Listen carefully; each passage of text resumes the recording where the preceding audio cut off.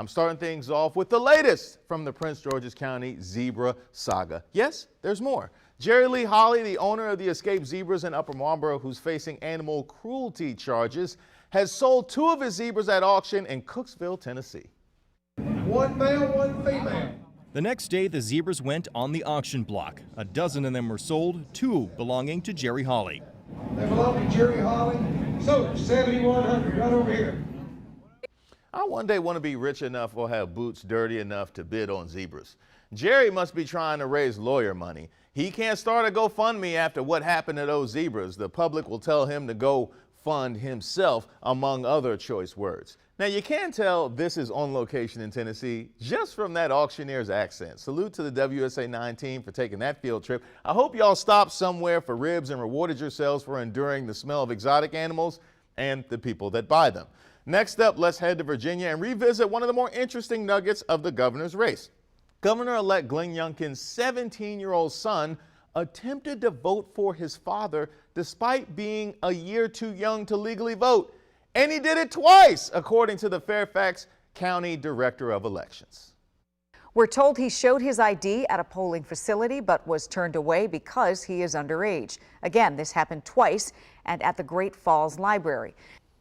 Now here's where he got me messed up.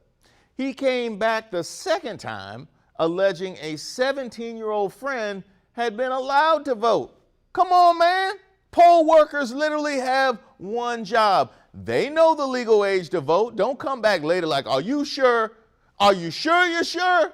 That person is a volunteer. They don't get paid enough to deal with your can I speak to your manager energy.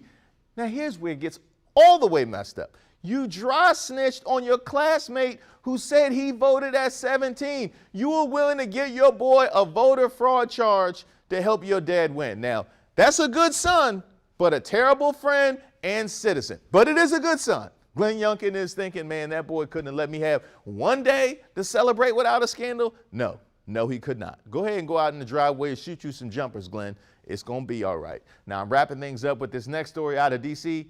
because who doesn't love food? Saturday, restaurants in the Penn Quarter, Chinatown, and Mount Vernon Square areas saw a huge influx of customers. The attendees of an Asian American and Pacific Islander themed food festival on Pennsylvania Avenue called the Red Eye Night Market encountered massive crowds and long wait times.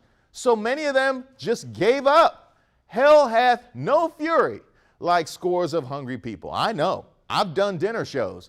They're saying the festival was a success since thousands attended, but was it really a success when a lot of them waited over 90 minutes? Are you looking to make people happy or just looking for somebody new? Sorry, had to flash back to my dating days.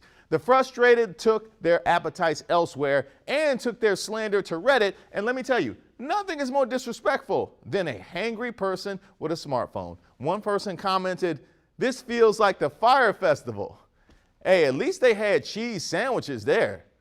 Now, if you want water, you might have to do some things. The organizers are working to bring the Red Eye Night Market back next year and address the problems, but right now they're getting dragged to filth where apparently you will find the water from the Fire Festival. In the meantime, we have the answer to those hunger pangs. The 4th annual DMV Black Restaurant Week began Sunday and runs until Sunday, November 14th. Dozens of Black-owned restaurants in the area will be running food and drink specials throughout the week. And no one is comparing them to a Ja Rule fail. So let's get out there and support our local restaurants. You know I will. You can check out WSA9.com to learn more about DMV Black Restaurant Week. And please be prepared for the crowds.